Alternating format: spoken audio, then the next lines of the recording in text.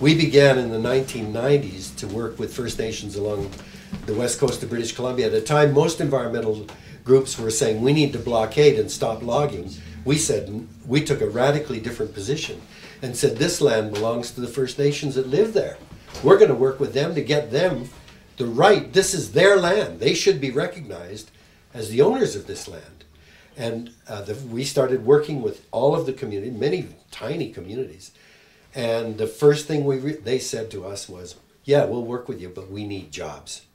Can you? And community economic development became our first plan, and that's our first action. And that was the question, can we?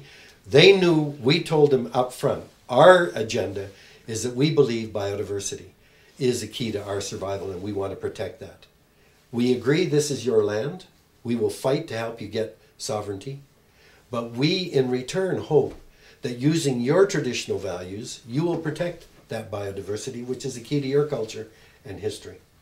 Now, in the case of the West Coast, we said, you know, we know it took months for you to cut down a big cedar tree because they were doing it with stone implements and burning and chipping and burning. It would take months.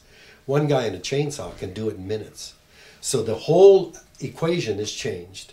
And we said, we will provide you with a set of ecological principles. We call it ecosystem-based management, so that you can use those forests and retain the values. And they agreed, and we worked together. But a big part of that is, how can we have community economic development? I mean, one of the great ironies to me is that the poorest people in our society are the people whose land is the very source of the wealth of the country. Wait a minute now, why is it the people who own that stuff get the least amount from that? There's something really screwed up about that. And so there's a great deal of political activity that's needed as well. But, you know, they need the economic development, absolutely. And